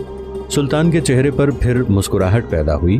کلیپس کو مخاطب کر کے کہنے لگا، کلیپس، تیری خاموشی، تیرے دائیں بائیں تیرے سالاروں کی جھکی ہوئی گردنیں اس بات کی غمازی کرتی ہیں کہ تو اپنے دور کا چھٹا ہوا اوباش اور غیر ذمہ دار حکمران ہے، لہٰذا تمہاری بدعمالیوں کی وجہ سے تمہیں زندہ رہنے کا کوئی حق نہیں ہے، اس لیے کہ خداوند قدوس کی یہ زمین تجھ جیسے لوگوں کی بدعمالیوں کا بوجھ اٹھانے کے لیے نہیں سجائی گئی۔ اس کے ساتھ ہی سلطان نے اپنے چند مسلح جوانوں کو مخصوص اشارہ کیا، جس کے جواب میں کلیپس اور اس کے سالاروں کا خاتمہ کر دیا گیا۔ اب سلطان اپنے سالاروں اور لشکریوں کے ساتھ الرحا شہر کا نظم و نسق درست کرنے لگا تھا۔ جنگ کے دوران شہر کے جس حصے کو نقصان پہنچا تھا، اس کی تعمیر و ترقی پر تیزی سے کام ہونے لگا۔ زوبا انطاکیہ میں اپنی خوابگاہ میں بیٹھی گہری سوچوں میں غرق تھی۔ کبھی وہ اپنے بالوں میں ہاتھ پھیرتی، کبھی دونوں ہاتھوں کو ملا کر چہرے پر پھیر لیتی، اور یہ ساری حرکتیں اس کی پریشانی اور ذہنی دباؤ کو ظاہر کرتی تھیں۔ پھر سر کو جھٹکتے ہوئے وہ اپنی جگہ سے اٹھ کھڑی ہوئی۔ کمرے سے باہر نکل کر وہ مدور اور ستونوں والی غلام گردش میں آئی اور چند قدم آگے بڑھی تو سامنے کی طرف سے غریاد آتی دکھائی دی۔ غریاد کو دیکھتے ہی زوبا اپنی جگہ پر رک گئی۔ غریاد جب اس کے قریب آئی تب انتہائی پریشانی اور فکر مندی میں اسے مخاطب کرتے ہوئے زوبا بول پڑی، بہن، کب تک ہم اس جہنم سے نکلیں گے؟ تم کئی روز سے مجھے ٹال رہی ہو کہ آج ہم نیشا پور کی طرف روانہ ہوتے ہیں، کل ہوتے ہیں، لیکن ہماری روانگی میں تو اتنے دن گزر گئے ہیں اور اب یہاں سے روانہ ہونے کے دور دور تک کوئی آثار نہیں ہے۔ دیکھو بہن، مجھے ٹالنے کی کوشش نہ کرو، اصل وجہ بتاؤ کیا ہے، کیونکہ ہم یہاں سے جا رہے ہیں۔ اس سلسلے میں جب میں ابا سے بات کرتی ہوں وہ بھی تمہاری طرح جواب دیتے ہیں، اماں سے پوچھتی ہوں تو ان کا جواب بھی وہی ہوتا ہے جو تم اور ابا دیتے ہو، اور جب بھائی سے بات کرتی ہوں تو وہ کہتے ہیں کہ بابا جیسے کریں گے وہی فیصلہ ہوگا۔ مجھے کم از کم حقیقت سے تو آگاہ کرو کہ معاملہ کیا ہے، تاکہ میں کم از کم ذہنی طور پر اپنے آپ کو مطمئن اور آسودہ رکھنے کی کوشش کروں۔ غریاد آگے بڑھی۔ بڑے پیارے انداز میں اس نے زوبا کو اپنے ساتھ لپٹا لیا۔ کچھ کہنا چاہتی تھی کہ علیحدہ ہوتے ہوئے زوبا پھر بول پڑی، اب پھر مجھے ٹالنے کی کوشش نہ کرنا۔ اگر امیر ارسلان ہمارے نیشا پور جانے کے لیے اور حویلی میں قیام کرنے پر رضامند نہیں تب بھی مجھے بتا دو۔ اگر وہ ایسا نہیں چاہتے تب بھی نیشا پور ضرور جاؤں گی۔ اگر میں زیادہ دن انطاکیہ میں رہی تو یاد رکھنا میں زندہ نہیں رہ سکوں گی۔ اگر امیر ارسلان ہمارے ساتھ کوئی رابطہ، کوئی تعلق، کوئی رشتہ قائم نہیں رکھنا چاہتے تب بھی نیشا پور میں رہتے ہوئے اور انہیں دیکھتے ہوئے میں آسانی سے اپنے باقی دن گزار سکتی ہوں۔ اگر نیشا پور جانے میں امیر ارسلان کے علاوہ کوئی اور بھی اس حق میں نہیں ہے تو اس کا کم از کم مجھ پر اظہار تو کرو، تاکہ مجھے پتا چلے کہ ہم نے اگلا قدم کیا اٹھانا ہے۔ زوبا جب بولی تو غریاد نے اس کے گال پر ہلکا سا چپت لگایا، پھر اسے اپنے کمرے کی طرف کھینچتے ہوئے بولی، بولے ہی جاؤ گی یا مجھے بھی کچھ موقع دو گی کہ میں بھی کچھ بولوں؟ زوبا چپ رہی۔ گھسیٹنے کے انداز میں غریاد اسے اس کی خوابگاہ میں لے گئی اور دونوں جب نشستوں پر بیٹھ گئیں تب غریاد نے اسے مخاطب کیا، تم نے دیکھا میں غلام گردشوں میں تمہاری طرف ہی آ رہی تھی۔ تمہیں یہ خبر دینا تھی کہ جن لوگوں کے ہمراہ ہم نے روانہ ہونا ہے وہ یہاں پہنچ چکے ہیں، تھوڑی دیر میں ہم یہاں سے کوچ کریں گے۔ کن لوگوں کے ساتھ ہم نے روانہ ہونا ہے؟ کون لوگ یہاں پہنچ گئے ہیں؟ تفصیل تو بتاؤ نا۔ غریاد مسکرائی، پھر بڑے پیارے انداز میں زوبا کا سر اپنے شانے پر رکھ کر بولی، تم ابھی بچی ہو، حالات کو پوری طرح سمجھ نہیں سکتی ہو۔ بس تم تو یہ ارادہ کر رہی تھی کہ میں، تم، بابا اور ماں فی الفور یہاں سے نیشا پور کی طرف روانہ ہو جائیں۔ ایسا ممکن نہیں تھا۔ دیکھو تمہارے باپ نے امر موسیٰ کو تمہارے پیچھے لگایا ہوا تھا۔ امر موسیٰ دنیا کا مانا ہوا دہشت گرد ہے۔ اگر ہم تینوں تمہیں یہاں سے ساتھ لے کر نیشا پور کی طرف روانہ ہوتے تو یاد رکھنا، امر موسیٰ کے آدمی جو ادھر ادھر پھیلے ہوئے ہیں وہ ہماری روانگی کی اطلاع پا کر امر موسیٰ کو خبر کر دیں گے، اور امر موسیٰ کبھی یہ پسند نہیں کرے گا کہ تم انطاکیہ سے محفوظ یعنی مسلمانوں کے پاس نیشا پور پہنچ جاؤ۔ گو تمہارے باپ نے امر موسیٰ کے ذمے یہ کام لگایا تھا کہ اگر وہ تمہیں واپس انطاکیہ پہنچا دے تو اسے ایک بھاری رقم دی جائے گی، لیکن تم نے یہ بھی سنا ہوگا کہ تمہاری خوبصورتی کو دیکھتے ہوئے امر موسیٰ بھی تم پر فریفتہ ہو گیا تھا۔ اب جب کہ تمہارا باپ انطاکیہ کی حکومت سے محروم ہونے کے بعد نہ جانے کہاں روپوشی کی زندگی بسر کر رہا ہے تو امر موسیٰ منمانی کر سکتا ہے، وہ تمہیں اٹھوا کر اپنے حرم میں داخل کر سکتا ہے۔ اس کے فدائی، اس کے کارندے جگہ جگہ پھیلے ہوئے ہیں، اور کوہستان قزوین کے اندر اس کا ایک مضبوط قلعہ نما گڑھ ہے جسے اس نے اپنی تخریب کاریوں کا گڑھ بنا رکھا ہے۔ امر موسیٰ کے علاوہ تمہیں اپنے باپ سے بھی خطرہ ہے کہ کہیں وہ روپوش ہو چکا ہے۔ اس کے ساتھ اس کے محافظ دستے بھی ہیں، وہ کہیں مناسب جگہ ہے، ہو سکتا ہے اسے خبر ہو جائے کہ تم انطاکیہ سے نیشاپور کی طرف روانہ ہو رہی ہو اور وہ بھی اپنے آدمی تمہارے پیچھے لگا دے۔ بس انہی اندیشوں کو نظر میں رکھ کر ماں اور بابا کے خیال میں ایک تیسرا اندیشہ بھی ہے، وہ یہ کہ سلطان ملک شاہ سلجوقی کے سالار ارتق نے تمہارا رشتہ مانگا تھا، تم نے انکار کر دیا تھا، وہ بھی تم پر فریفتہ ہوا تھا۔ اگر سلطان کے لشکر میں شامل ہوتا تو وہ خطرناک نہیں تھا، سلطان خود یا امیر ارسلان اس سے نمٹ سکتے تھے، لیکن وہ باغی ہو کر شام کی حکومت کی طرف چلا گیا ہے اور شام کے حکمران تاج الدولہ نے اسے بیت المقدس کا والی بنا رکھا ہے، اس کی طرف سے بھی تمہیں خطرہ ہے، وہ بھی تمہیں حاصل کرنے کے لیے کوئی بھی انتہائی قدم اٹھا سکتا ہے۔ لہٰذا یہ جو تمہیں ٹالا گیا ہے کہ ہم آج نیشاپور کی طرف روانہ ہونے والے ہیں، تو یہ سب کچھ تمہاری حفاظت، تمہارے تحفظ کے لیے کیا گیا ہے۔ دراصل معاملہ یہ ہے کہ بھائی لیوکس نے اپنے کچھ جاننے والے قاصد سلطان کی طرف روانہ کیے تھے اور انہیں صورتحال سے آگاہ کیا تھا کہ میں، تم، ابا اور اماں انطاکیہ میں قیام نہیں کرنا چاہتے، واپس نیشاپور اسی حویلی میں رہنا چاہتے ہیں۔ ساتھ ہی بھائی کے کہنے پر جو لوگ یہاں سے گئے انہوں نے سلطان پر اس بات کا بھی انکشاف کر دیا ہوگا کہ تم امیر ارسلان کو پسند کرتی ہو اور اس کی زندگی کا ساتھی بننا چاہتی ہو۔ لیوکس نے سلطان سے یہ بھی گزارش کی تھی کہ انطاکیہ سے زوبا کا نکلنا کچھ قوتوں کی وجہ سے خطرناک بھی ہو سکتا ہے، اور ان قوتوں کا نام بھی سلطان کے سامنے پیش کر دیا گیا تھا۔ سلطان سے گزارش کی تھی کہ کچھ دستے روانہ کیے جائیں جو ہم چاروں کو انطاکیہ سے بحفاظت نیشاپور پہنچا دیں۔ اب سلطان کی طرف سے کچھ مسلح دستے پہنچ چکے ہیں، وہ اس وقت حویلی کے باہر کھڑے ہیں، ان کے ساتھ ان کا ایک سرخیل بھی ہے۔ سلطان کی طرف سے وہ یہ پیغام لے کر آئے ہیں کہ ہم چاروں نیشاپور نہ جائیں بلکہ سلطان کے لشکر کا رخ کریں۔ اب محافظ دستے آئے ہیں، وہ ہم چاروں کو اپنے سلطان کے لشکر میں لے جائیں گے۔ سلطان جب اپنی مہمات سے فارغ ہوں گے تب ان کے ساتھ ہم بحفاظت نیشاپور چلے جائیں گے۔ میں نے تمہارا سارا سامان تیار کرا دیا ہے، اب تم اپنی ذاتی تیاری کرو جو یہاں سے لے کے جانی ہے، اور اس کے بعد تھوڑی دیر تک ہم یہاں سے کوچ کریں گے۔ غریاد کی اس گفتگو سے زوبا کی حالت خوشیوں کی رم جھم برستی بوندوں جیسی ہو کے رہ گئی۔ لگتا تھا نیند نما زندگی اور محبت کے سپنوں سے نکل کر اسے اچانک امرت کے خزانے مل گئے ہوں۔ اس گفتگو نے اس کا چہرہ گلگوں لب، مہگوں عارض گلاب بنا کے رکھ دیا۔ اس کی آنکھوں میں پیاسے سرابوں کی جگہ خوشی اور طمانیت کی تلاطم خیزیاں دیکھی جا سکتی تھیں۔ ایک دم وہ لبکی غریاد کو اس نے اپنے ساتھ لپٹایا، کئی بار اس کی پیشانی، اس کا ماتھا چوما، پھر علیحدہ ہوئی اور وفور جذبات میں اسے مخاطب کر کے کہنے لگی، میری بہن، تو نے میری دوریوں کی منزل کو فوزمندی کی شہر میں تبدیل کر دیا ہے، تو نے میرے سارے دکھ درد دھو کے رکھ دیے ہیں۔ یہ بتاؤ جو مسلح دستے ہمیں لینے آئے ہیں کیا وہ اجنبیوں کی طرح قصر کے باہر کھڑے رہیں گے؟ اس پر زوبا کے گال پر ہلکی سی چپت لگاتے ہوئے غریاد کہنے لگی، ایسی کوئی بات نہیں ہے، جس وقت وہ آئے تھے تم سو رہی تھی، بابا اور بھائی نے جا کے ان کا استقبال کیا، ان کے کھانے کا عمدہ انتظام کیا گیا، ان کے گھوڑوں کے دانے چارے کا بھی انتظام کیا جا چکا ہے، وہ رات کے پچھلے حصے میں یہاں پہنچ چکے تھے اور اب وہ کوچ کرنے کے لیے تیار ہیں۔ وہ مزید یہاں رکنا نہیں چاہتے تھے، اسی لیے اپنی تیاری کی حالت میں وہ محافظ دستے قصر کے بعد کھڑے ہیں۔ اب تم اٹھو، جلدی جلدی اپنی تیاری کرو اور کوچ کریں۔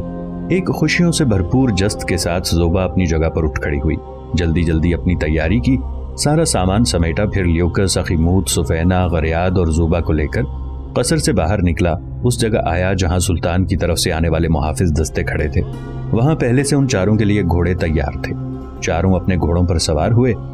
لیوکس نے ان کو الوداع کہا، پھر وہ محافظ دستے ان کو اپنی حفاظت میں لے کر وہاں سے کوچ کر گئے تھے۔ الرہا کو فتح کرنے کے بعد سلطان نے اپنے لشکر کے ساتھ قلعہ جاجر کا رخ کیا۔ جاجر کا حکمران بنو قشیر کا ایک نابینا شخص جعفر تھا۔ وہ انتہائی شریر طبع اور بے رحم انسان تھا۔ اس کے 2 بیٹے تھے جو اپنے باپ سے بھی کہیں بڑھ کر بدباطن ہونے کے ساتھ ساتھ رہزنی کے پیشے کو اپنائے ہوئے تھے۔ دن رات مسافروں کو لوٹنا ان کا پسندیدہ کام تھا۔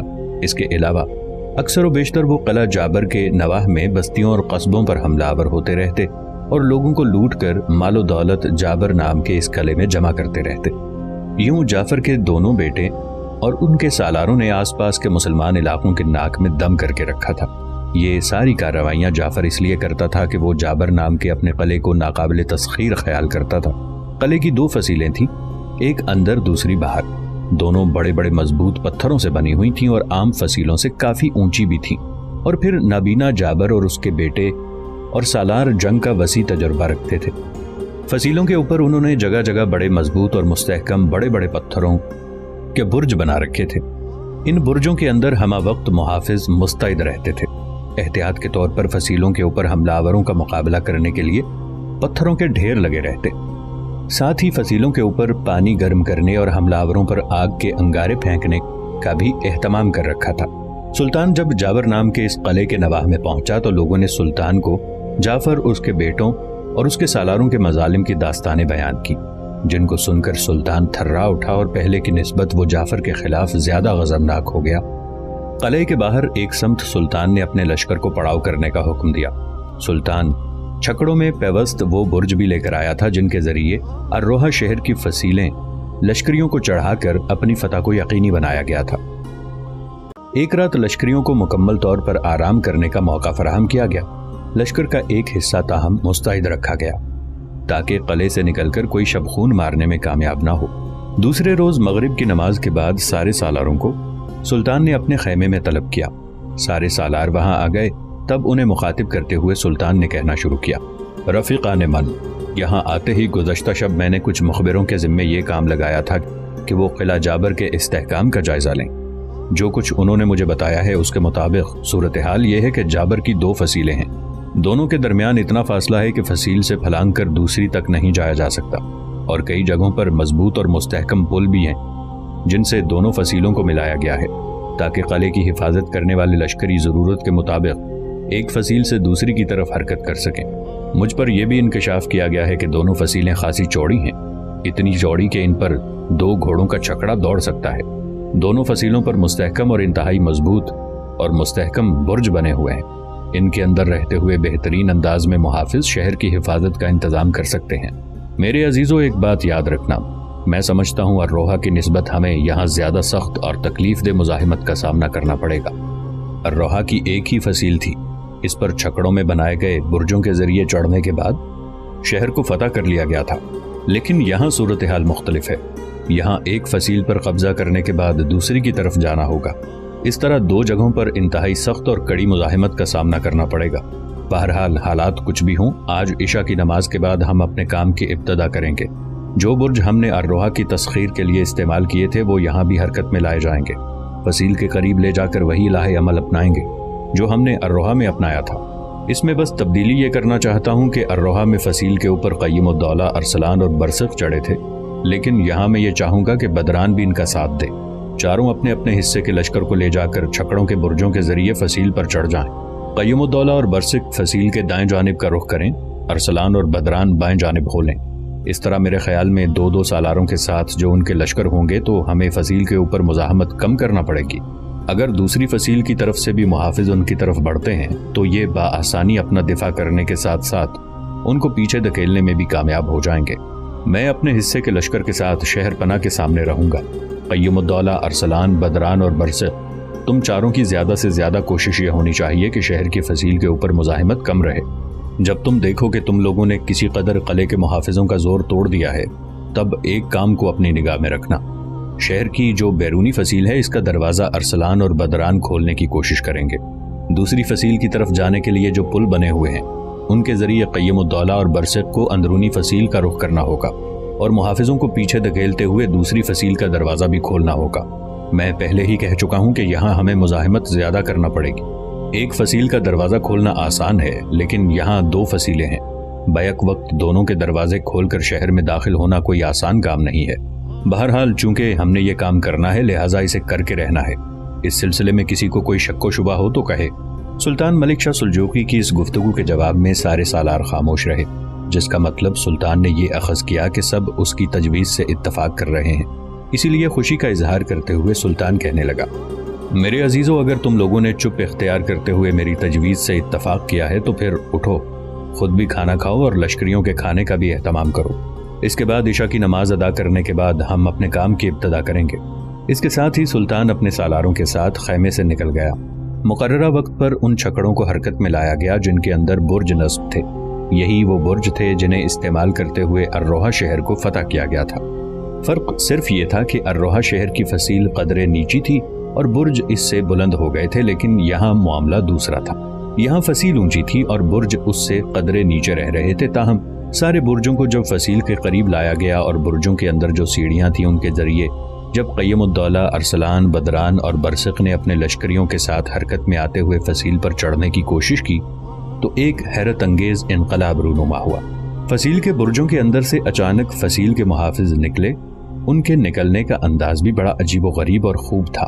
جس وقت وہ برجوں سے نکلے تھے تو الروحہ شہر کی طرح سلطان نے جو فصیل کے قریب دمدمے بنا کر ان کی اوٹ میں اپنے تیر انداز بٹھائے تھے، ان تیر اندازوں نے بہترین انداز میں ان پر تیر اندازی بھی کی، لیکن ان کی تیر اندازی نے ان پر کوئی اثر نہ کیا، اس لیے کہ 3 آدمی اکٹھے برجوں سے نکلتے تھے۔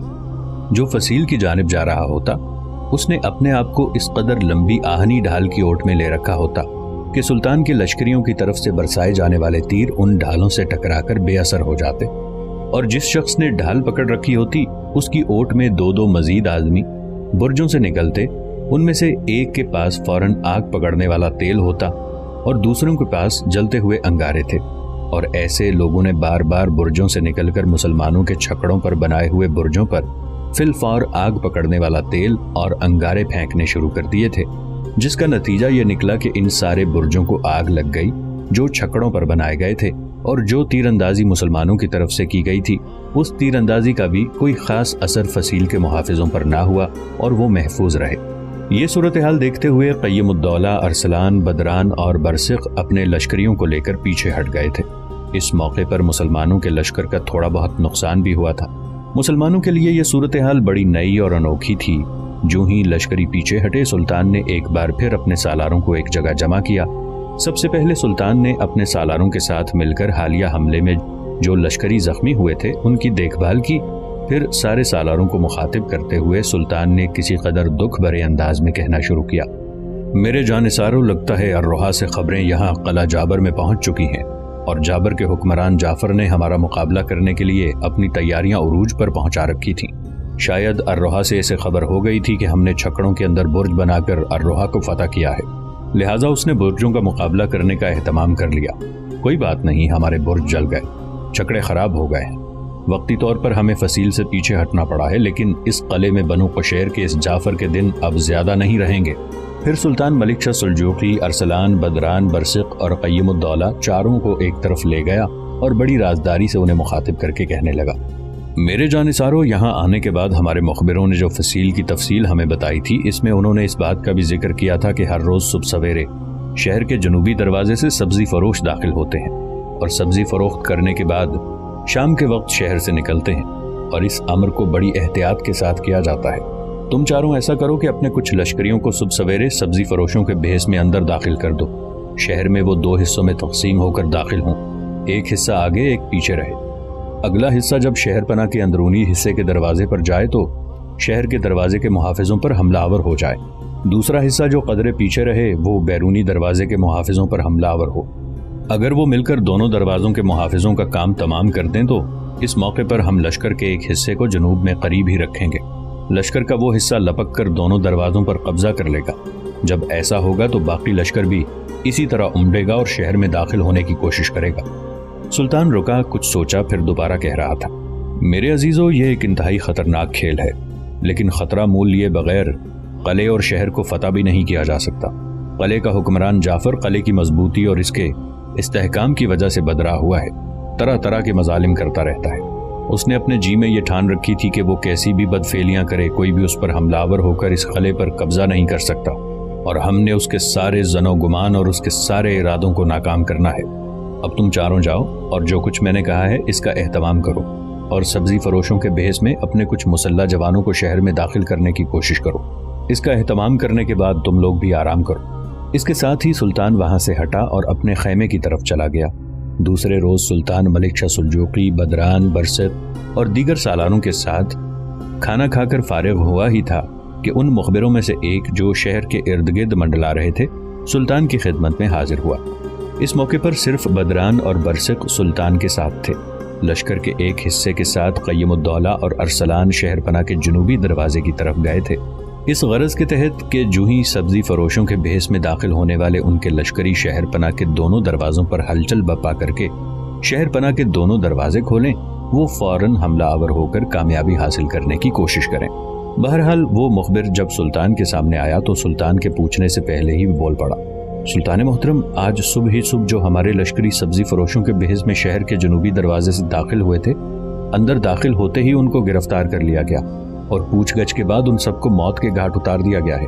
یہ خبر قیم الدولہ اور امیر ارسلان تک بھی پہنچ چکی ہے، اور وہ دونوں اس لشکر کو جو اس وقت ان کی کمانداری میں ہے جنوبی دروازے سے ہٹا کر پڑاؤ کی طرف آ رہے ہیں۔ دکھ اور افسوس کے باعث سلطان ملک شاہ سلجوقی کی گردن جھک گئی تھی۔ وہ کچھ بھی نہیں بولا، شاید اسے قیم الدولہ اور ارسلان کی آمد کا انتظار تھا۔ تھوڑی دیر بعد وہ اپنے لشکر کو لے کر خیمہ گاہ میں داخل ہوئے۔ جب وہ سلطان کے قریب آئے تب سلطان نے اس موضوع پر ان سے گفتگو نہیں کی، بلکہ بڑی ہمدردی، بڑی شفقت میں ان کو مخاطب کر کے کہنے لگا، پہلے دونوں مل کے کھانا کھاؤ، پھر بدران اور برسق کو لے کر میرے خیمے میں آؤ۔ اس کے ساتھ ہی سلطان اپنے خیمے کی طرف چلا گیا۔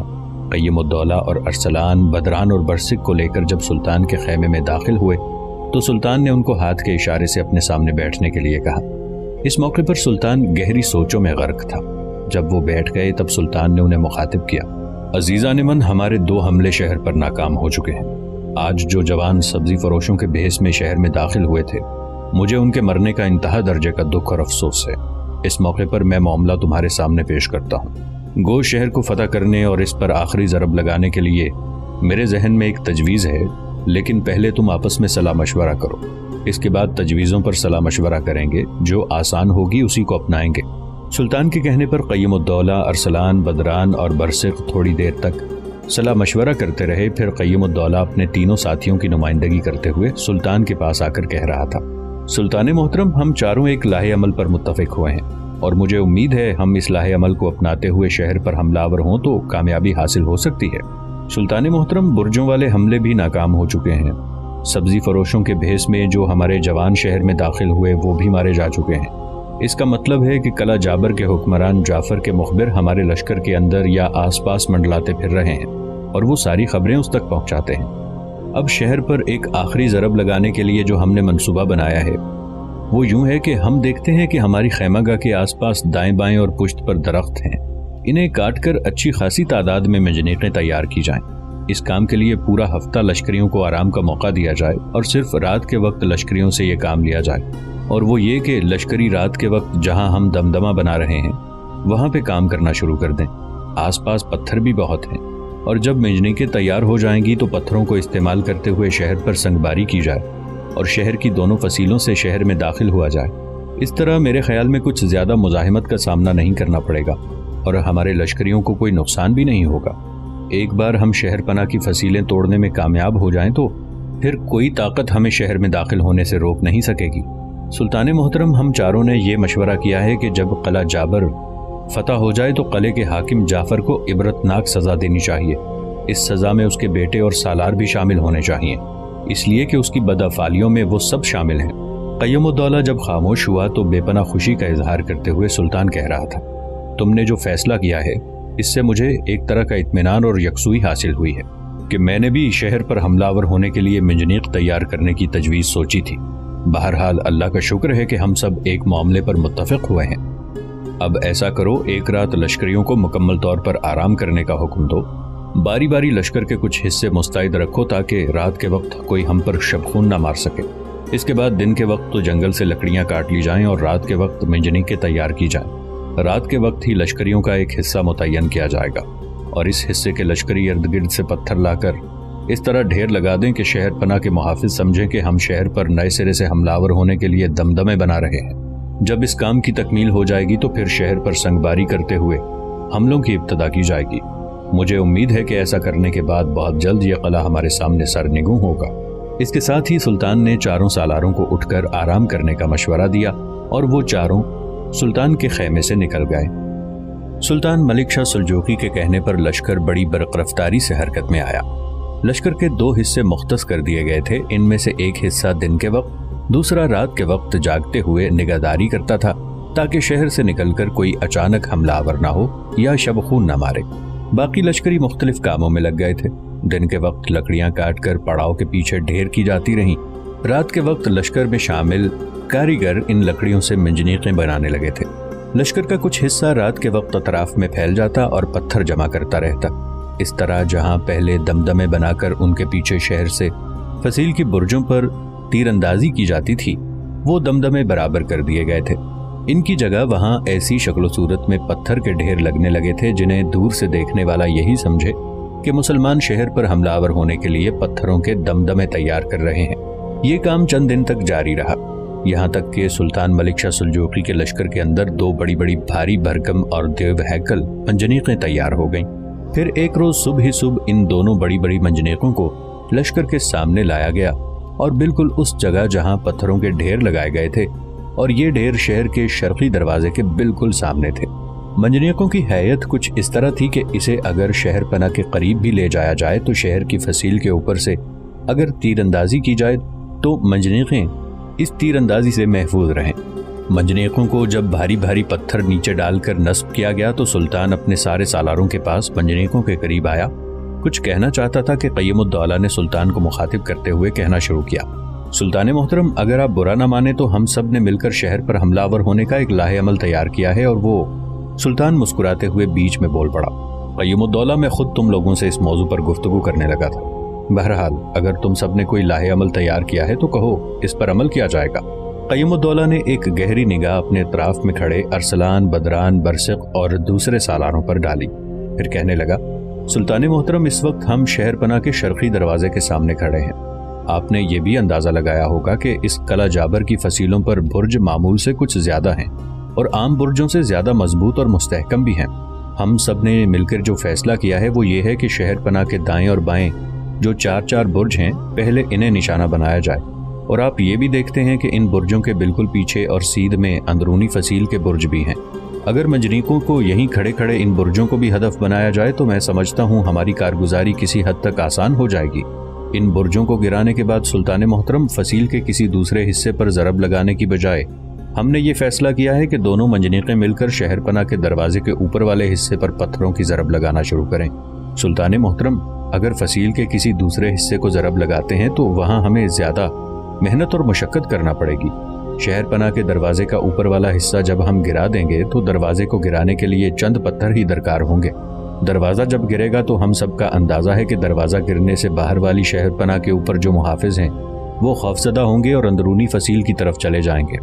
اگر وہ ایسا نہیں کریں گے تو پھر کسی بھی رد عمل کی پرواہ کیے بغیر جس طرح ہم شہر پناہ کا بیرونی دروازہ گرانے میں کامیاب ہوں گے، اسی طرح اندرونی دروازے پر بھی ضربیں لگاتے ہوئے اسے گرایا جائے گا۔ بعد میں ہم دیکھیں گے شہر کے اندر سے وہ کون سی طاقت نمودار ہوتی ہے جو ہمارے سامنے رکتی ہے۔ قیم الدولہ جب خاموش ہوا تب سلطان نے ہلکی ہلکی مسکراہٹ اور بڑی آسودگی سے کہا، تم لوگوں نے جو منصوبہ بنایا ہے وہ نہ صرف یہ کہ اچھا، سہل اور قابل عمل ہے، بلکہ اس میں ہمیں بہت کم محنت اور مشقت کرنا پڑے گی۔ تم لوگ دیکھتے ہو منجنیقیں پہلے شہر پناہ کے شرقی دروازے کے سامنے ہیں۔ اپنے لشکریوں سے کہو کہ سارے ایک بار خداوند قدوس کا نام لے کر 3 بار زوردار انداز میں تکبیریں بلند کریں۔ اس کے بعد منجنیق چلانے والوں سے کہا جائے کہ وہ اپنے کام کی ابتدا کریں۔ سلطان کے کہنے پر کچھ جوان حرکت میں آئے، منجنیقوں میں پتھر رکھ دیے گئے۔ پھر کچھ دیر کے لیے قیم الدولہ، ارسلان، بدران اور برسق لشکر کے اندر چلے گئے۔ انہیں معلوم تھا، انہیں وہ بتا رہے تھے کہ کس انداز میں تکبیریں بلند کرتے ہوئے اپنے کام کی ابتدا کرنی ہے۔ منجنیقوں کے پاس آئے، جو ہی سلطان نے اپنا ہاتھ فضا میں بلند کیا، لشکر کے اندر گونجتی ہوئی آوازوں میں 3 بار تکبیریں بلند ہوئیں۔ پھر سلطان نے منجنیقیں چلانے کا اشارہ دے دیا۔ انہوں نے ایک ساتھ بسم اللہ پڑھتے ہوئے منجنیقیں چلا دیں۔ دونوں منجنیقیں شہر پناہ کے دائیں بائیں برجوں کو ہدف بنانے لگیں۔ منجنیقیں اب لگاتار سنگباری کرنا شروع ہو گئی تھیں۔ فصیل اور اس کے برج جو سنگ و خشت کا سا جمود اور خاموش جن پر طاری تھا، وہ شکن شکن ہونے لگے تھے۔ اس شہر کے ناقابل تسخیر ہونے کے سارے گمان، ساری محویت، ساری آسودگی آتش خیال سے تفکرات، اشتباہ اور شک میں بدلنے لگی تھی۔ برجوں سے ٹکرا کر شہر کے اندر پتھر اس طرح گرنے لگے جیسے غول بدروح کے واہ میں وحشت بن کر دھواں دھواں بستیوں میں صحرائی بگولوں کی طرح سرگرداں ہو گئے ہوں۔ منجنیقوں پر کام کرنے والے سلطان ملک شاہ سلجوقی کے لشکری ایک عجیب اور انوکھے انداز میں کام کر رہے تھے۔ ان کے کام میں ہدی خانوں کی سی حلاوت، مغنیوں کی نواؤں جیسا دبدبا تھا، اور وہ عجیب سے ہنر و کسب اور ریاضت سے اپنا کام کر رہے تھے کہ ان کے کام کو دیکھتے ہوئے لگتا تھا گویا وہ اپنے سامنے ہر شے کو زوال پذیر اور بجھی آگ میں تبدیل کرتے ہوئے شہر کی فصیل تک کو ریت کے ٹیلوں کا سا غیر مبہم بنا کر رکھ دیں گے۔ تھوڑی دیر تک سنگباری کے باعث شہر پناہ کے دروازے کے جو دائیں اور بائیں جانب برج تھے ان میں سے اکثر کو گرا دیا گیا۔ لگاتار شہر میں پتھروں کے گرنے سے ایسا محسوس ہو رہا تھا جیسے بھونچال کے جھٹکوں سے شہر لرز اور کانپ گیا ہو۔ یا پتھر شہر کے اندر معجزات اور عجائبات کا کام کرنے لگے اور سارے جاندار پانی کے بلبلوں کی طرح ہوا کے بکھرے جھونکوں میں تبدیل ہو جائیں گے۔ ایسا سما برپا ہو گیا تھا گویا ابھی ابھی کن فیکون کا نغمہ گونجے گا اور راکھ کی تہ سے شعلے اٹھیں گے یا طلسمات کی داستانیں تک اپنا سر ابھاریں گی اور شہر کے اندر وسوسے اور بدگمانیاں پھیلا کر خوف و ہراس کو جنم دینے لگیں گی۔ شہر کی حالت ایسی ہی تھی، پتھروں کے گرنے کے باعث شہر کے اندر واقعی خوف و ہراس پھیلنے لگا تھا۔ لوگ پریشان ہو گئے تھے۔ اکثر لوگوں کو یقین ہو چکا تھا کہ سلطان ملک شاہ سلجوقی قلعے اور شہر کو فتح کیے بغیر نہیں چھوڑے گا۔ پہلی فصیل کے دروازے کے دائیں بائیں کے برجوں کو گرانے کے بعد سلطان کے حکم پر منجنیقوں کو تھوڑا سا آگے لے جایا گیا۔ اس کے بعد دوسری شہر پناہ کے برج وہاں سے صاف دکھائی دے رہے تھے، انہیں ہدف بنایا گیا اور پہلے برجوں کی طرح تھوڑی دیر کی کوشش کے بعد وہ برج بھی ڈھیر کر دیے گئے تھے۔ شہر میں ان برجوں کے گرنے کے بعد گرد و غبار کا ایک طوفان سا اٹھ کھڑا ہو گیا تھا۔ دونوں شہر پناہوں کے مخصوص برجوں کو گرانے کے بعد دونوں منجنیقوں نے اپنا رخ بدلا۔ اب جو پہلی شہر پناہ کا دروازہ تھا، دونوں منجنیقیں اس شہر پناہ کے اوپر والے حصے پر سنگباری کرنے لگی تھی۔ پھر آہستہ آہستہ منجنیقوں نے شہر پناہ کے اوپر والے حصے کو گرانا شروع کیا، یہاں تک کہ دروازوں کے اوپر جو مستحکم اور مضبوط فصیل بنی ہوئی تھی وہ بھی دروازے تک گر گئی۔ پھر تھوڑی سی مزید دیوار نیچے گرانے کے بعد دروازے پر سنگباری کی گئی تو جن دیواروں کے سہارے دروازہ کھڑا تھا وہ تو پہلے ہی گر چکی تھیں، لہٰذا بڑی آسانی سے دروازہ بھی نیچے آ گیا۔ دروازہ جب نیچے گرا تو سلطان کے اشارے پر بڑے پرجوش انداز میں مسلمان لشکریوں نے خداوند قدوس کی تکبیریں بلند کی، اور ان تکبیروں سے نہ صرف یہ کہ ارد گرد کی فضائیں کانپ اٹھی تھیں بلکہ شہر بھی تکبیروں کی ان آوازوں اور شہر میں اٹھنے والی آوازوں کی بازگشت سے گونج اٹھا تھا۔ چاروں طرف ایک خوف و ہراس پھیل گیا تھا۔ شہر میں یہ خبر بھی عام ہو گئی کہ سلطان نے منجنیقوں کے ذریعے حملہ آور ہوتے ہوئے شہر پناہ کے برجوں کے ساتھ ساتھ شہر پناہ کا دروازہ بھی توڑ دیا ہے، لہٰذا اس خبر سے شہر کے اندر افراتفری کا عالم برپا ہو گیا۔ ساتھ ہی لوگ یہ قیاس آرائیاں کرنے لگے کہ جس طرح مسلمانوں نے پہلی فصیل کا دروازہ توڑا ہے اسی طرح وہ دوسری فصیل کا دروازہ بھی توڑ دیں گے۔ تاہم شہر کے اندر جو لشکر تھا ان کے سمجھانے بجھانے پر لشکری کچھ حوصلہ مند ہوئے۔ اس موقع پر سلطان ملک شاہ سلجوقی نے ایک بہترین قدم اٹھایا۔ اس نے اپنے چند چھوٹے سالاروں کو لشکر کے کچھ حصے دیے اور انہیں شہر پناہ کے مختلف دروازوں کے سامنے گھات لگا کر بیٹھنے کا حکم دے دیا۔ ان لشکریوں کو یہ حکم دیا گیا تھا کہ کوئی بھی شہر سے نکل کر بھاگے گا نہیں۔ اگر وہ ایسا کرے تو اگر کوئی چھوٹا گروہ ہو تو اس پر حملہ آور ہو جائیں، اگر کوئی بڑا مسلح گروہ ہو تو اس پر پہلے تیر اندازی کر کے اس کی قوت کو توڑیں، پھر اس پر حملہ آور ہوں۔ یوں شہر پناہ کے سارے دروازوں پر اپنے لشکری پھیلا کر ایک طرح سے سلطان ملک شاہ سلجوقی نے شہر میں سے ہر ایک کے بھاگنے کی راہیں مسدود کر دی تھی۔ یہ کام کرنے سے منجنیقیں چلانے والوں کو بھی کچھ سستانے کا موقع مل گیا۔ سلطان کو یہ خبر دی گئی کہ شہر پناہ کے سارے دروازوں کے سامنے مسلح جوانوں کو کھڑا کر دیا گیا ہے۔ تب سلطان نے پھر منجنیقیں نشانہ بازوں کو حکم دیا کہ اب وہ شہر پناہ کا دوسرا دروازہ گرانے کی کوشش کریں۔ منجنیقیں ایک بار پھر چلنا شروع ہوئیں۔ دروازے کے اوپر جو فصیل کا حصہ تھا اسے گرانا شروع کیا گیا۔ گراتے گراتے پہلے دروازے کی طرح سنگباری نیچے آئی، دیواریں گریں، پھر گرد و غبار کے ایک طوفان کے ساتھ وہ دروازہ بھی نیچے آ رہا۔ دروازہ جب گرا تو شہر کے اندر سے کوئی لشکر باہر نہیں نکلا۔ اس موقع پر سلطان نے اپنے لشکر کو استوار کیا۔ لشکریوں کو حکم دیا گیا کہ وہ اپنی ڈھالیں اپنے سامنے رکھیں تاکہ سامنے کی طرف سے یا فصیل کے دائیں بائیں جانب سے ان پر تیر اندازی کی جائے تو وہ ان تیروں سے محفوظ رہیں۔ پھر سلطان نے اپنے لشکر کو آگے بڑھایا، شہر پناہ کے پہلے حصے سے داخل ہوا لیکن کوئی مزاحمت نہ ہوئی۔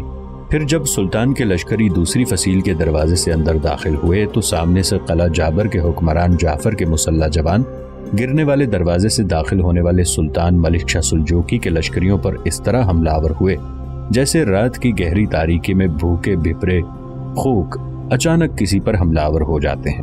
جابر کے قلعے کا حکمران جعفر، اس کا خیال یہ تھا کہ وہ مسلمانوں کو دروازے سے اندر داخل نہیں ہونے دے گا۔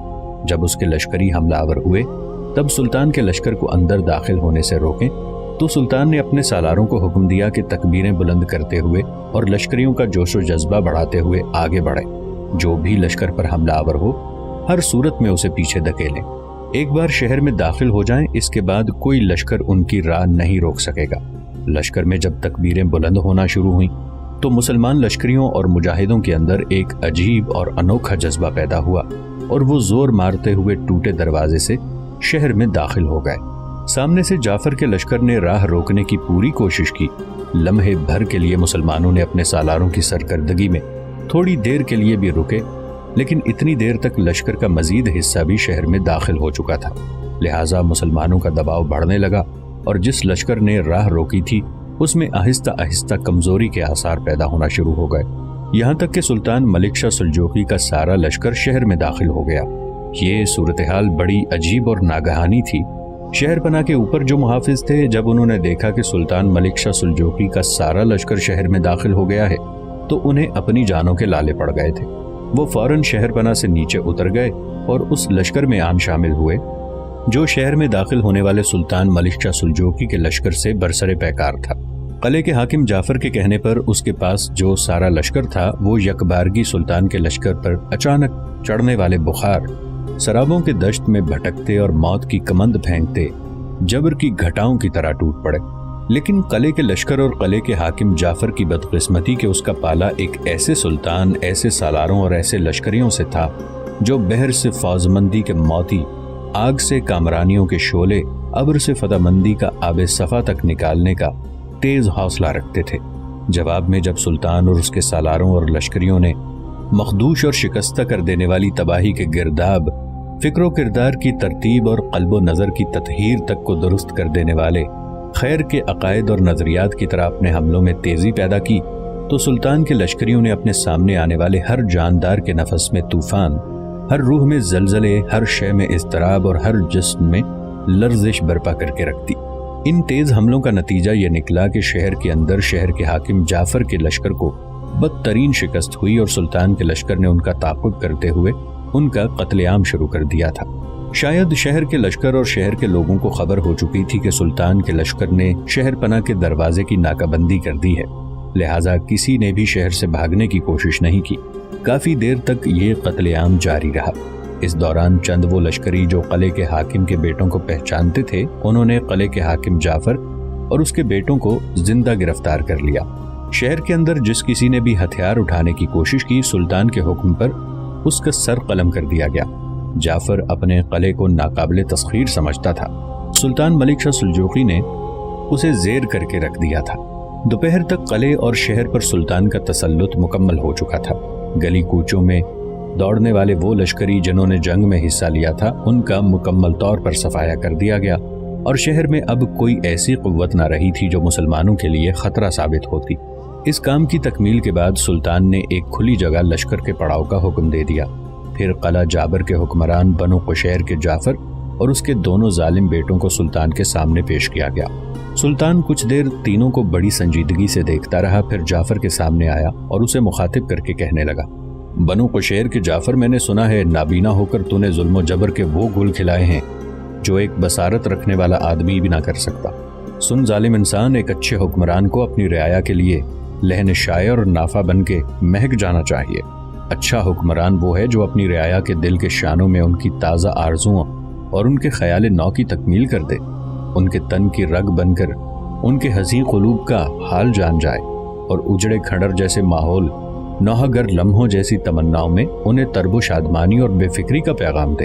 اپنے کردار اور تالیف قلوب سے ان کے سینوں میں سکون، دلوں میں گدگداہٹ پر دے، نہ کہ تمہاری طرح جاہل و مکر و فریب اور قاہر بن کر کو بکو احتمال اور برہمی کا رنگ بکھیرتا رہے۔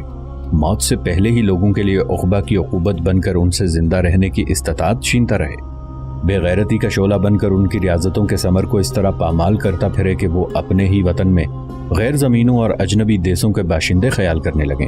سلطان رکا، پھر دوبارہ جعفر کو مخاطب کر کے کہنے لگا، بتا اس معاملے میں تیرا کیا خیال ہے؟ جعفر کچھ نہ بولا، اس کی گردن جھکی رہی۔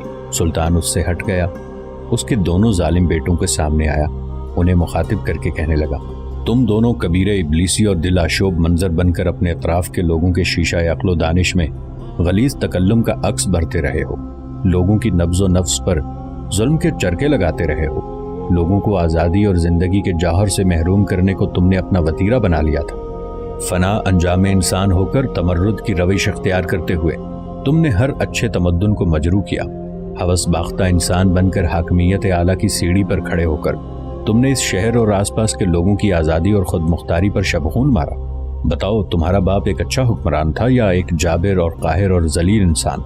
वो दोनों जब खामोश रहे, कुछ न बोले, तब सुल्तान ने एक झटके के साथ अपनी तलवार बेनियाम की, जिस पर जाफर और उसके दोनों बेटे लरज और कांप गए। जाफर के दोनों बेटों को मुखातिब करते हुए धाड़ती आवाज में सुल्तान ने पूछा, मैंने तुम सबसे कुछ पूछा है? जाफर के दोनों बेटे कांप गए। उनमें से एक बोल पड़ा, सुल्तान मोहतरम, हमारा बाप इंतहा दर्जे का जालिम और बेइंसाफ हुक्मरान था। सुल्तान के चेहरे पर मुस्कुराहट नमूदार हुई। उन दोनों भाइयों से पलटा। जाबर के हाकिम जाफर के सामने आया। जाफर की गर्दन घो झुकी हुई थी। सुल्तान ने जाफर को फिर मुखातिब किया, इस किला मोहकम में जब खुदावंद कुद्दूस ने तिब्लो अलम का तुम्हें मालिक बनाया था, तो क्यों गुरूर और फख्र और तासुब और घमंड के तख्त पर बैठे हो? क्यों तू सूरत परस्त और क्यों तू लोगों पर फक्र फाका जिल्लत तारी करता रहा? क्यों तेरे नफस की अंधी भूख ने तेरे सलीम को राह मुस्तकीम से हटाया? क्यों तू अल्लाह का आजिज बंदा बनने की बजाय इबलीस का एक इंतहाई बदकिरदार गुमाश्ता बन बैठा?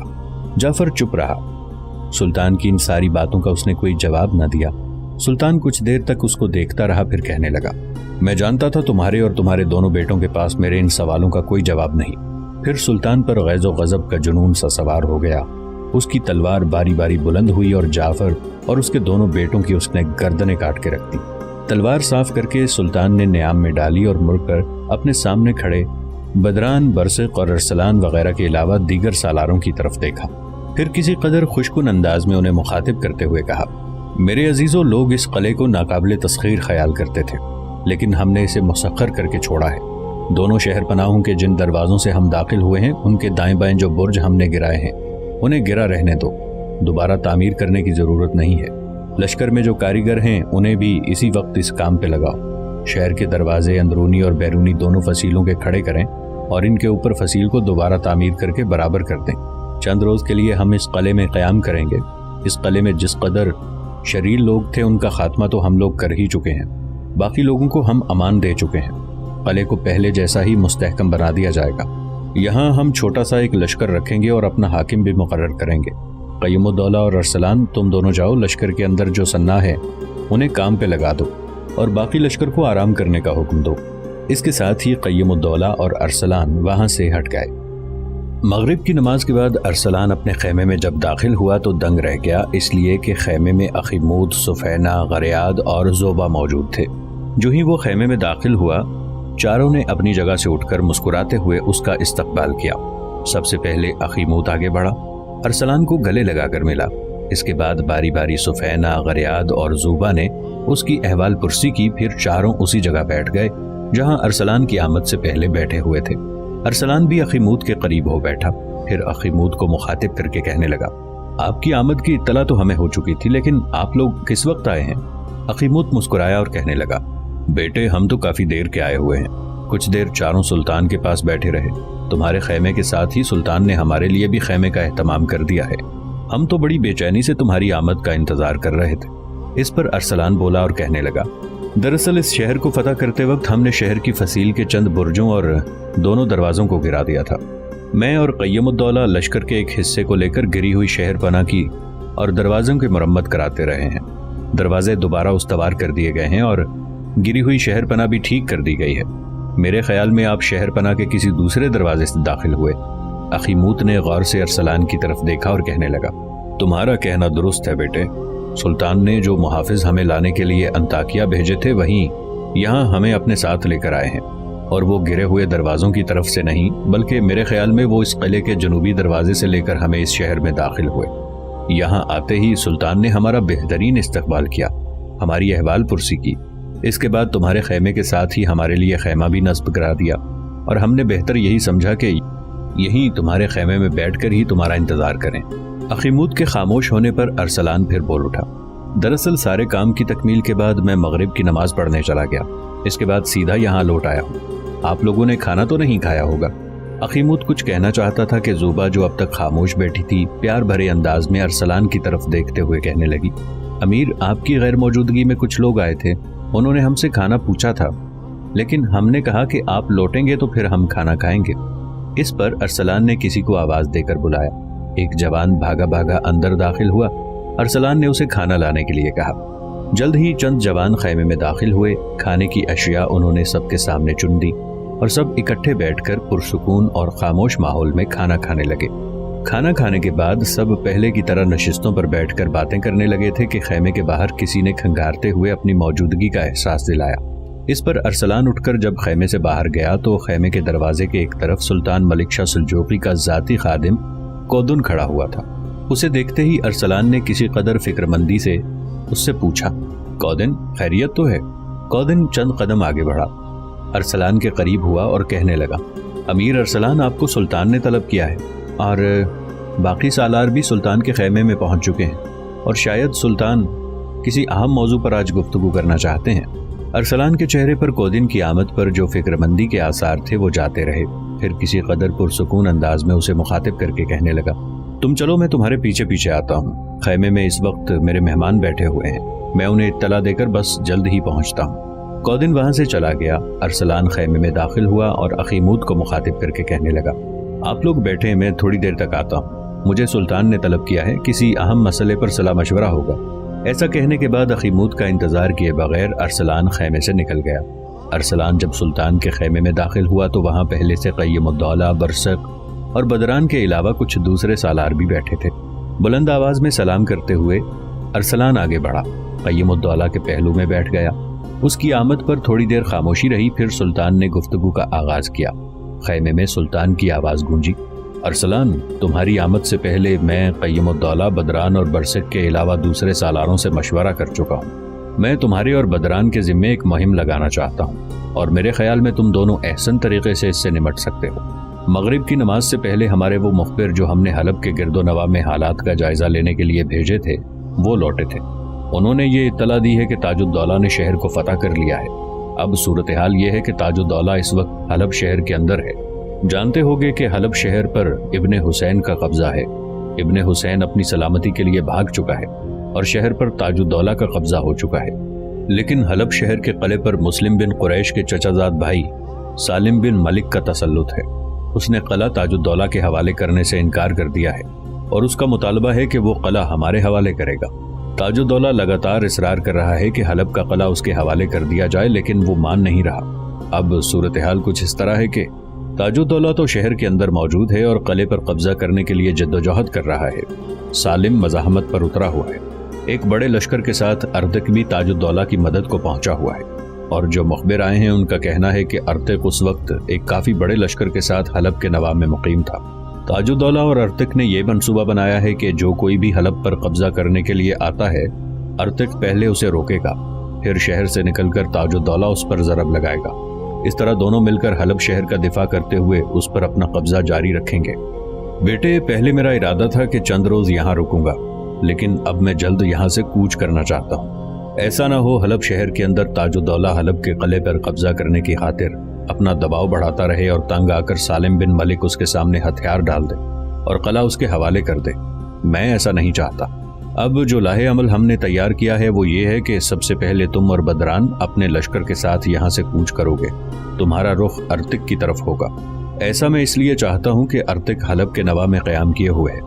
جو مخبر آئے ہیں وہ اس تک تمہاری رہنمائی کریں گے۔ تمہارے پیچھے پیچھے میں قیم الدولہ اور برسق بھی باقی لشکر کے ساتھ کوچ کریں گے۔ شہر کا نظم و نسق ٹھیک ہے، اب یہاں ایسی کوئی قوت نہیں جو ہمارے خلاف بغاوت کرے۔ اس شہر پر حملہ آور ہوتے وقت میں نے سوچا تھا کہ قلعے کے حاکم جعفر کے ساتھ ساتھ یہودی تنظیم کے سربراہ عمر موسیٰ کا بھی خاتمہ ہو جائے گا، لیکن ہمارے حملہ آور ہونے سے پہلے ہی عمر موسیٰ یہاں سے بھاگ گیا۔ بہرحال دوڑ کے کہاں جائے گا؟ اگر اس نے زمین کی تہ میں بھی اترنے کی کوشش کی تو ہم اس کا تعاقب کر کے اس کا خاتمہ کرنے کی کوشش ضرور کریں گے۔ اس وقت ہمارے سامنے جو سب سے اہم مہم ہے وہ تاج الدولہ اور ارتق کی ہے۔ سلطان کے خاموش ہونے پر ارسلان نے کہنا شروع کیا، سلطان محترم، اگر آپ برا نہ مانیں تو اس موقع پر میں ایک تجویز پیش کروں گا۔ اگر قابل قبول ہو تو تسلیم کر لیجیے گا، ورنہ جو لاہے عمل آپ تیار کر چکے ہیں اسے اپنایا جائے گا۔ میں چاہتا ہوں کہ آج رات لشکر یہاں قیام کرے، اگلے روز شہر کا نظم و نسق اپنے اعتبار سے ہاتھوں میں دینے کے بعد یہاں سے ہم کوچ کریں گے۔ حلب کا رخ نہ کریں بلکہ شہرہ کی طرف جائیں جو حران ہوتی ہوئی جزیرہ ابن عمر، موصل اور استراباد کی طرف ہوتی ہوئی نیشا پور جاتی ہے۔ ساتھ ہی یہ کام بھی کریں گے کہ سفر ہم اس رفتار سے کریں گے کہ سورج غروب ہوتے وقت ہم حران شہر پہنچے، وہاں پڑاؤ کریں، مغرب کی نماز ادا کی جائے، رات کا کچھ حصہ وہاں بسر کیا جائے۔ اس کے بعد میں اور بدران اپنے حصے کے لشکر کے ساتھ ارتک کا شب خون مارنے کے لیے نکل جائیں۔ اگر آپ قیم الدولہ، برسق اور دیگر سالاروں کے ساتھ حلب کا رخ کیجیے گا۔ سلطان محترم، اگر ہم اس طرح کرتے ہیں تو ارتک اور تاج الدولہ یہی خیال کریں گے کہ حلب کا رخ کرنے کی بجائے ہم حران، جزیرہ ابن عمر، موصل اور ہمدان سے ہوتے ہوئے نیشا پور رخ کریں گے، لہٰذا وہ کسی قدر ہماری طرف سے غافل ہو جائیں گے اور اپنے لیے ہمیں خطرہ خیال نہیں کریں گے۔ اس کے علاوہ سلطان محترم، ارسلان مزید کچھ کہنا چاہتا تھا کہ اس کی بات کاٹتے ہوئے سلطان بول پڑا۔ ارسلان، جو کچھ تم کہنا چاہتے ہو وہ میں سمجھ گیا، اب تمہیں مزید کچھ کہنے کی ضرورت نہیں ہے، میں نے تمہاری تجویز کو پسند کیا ہے۔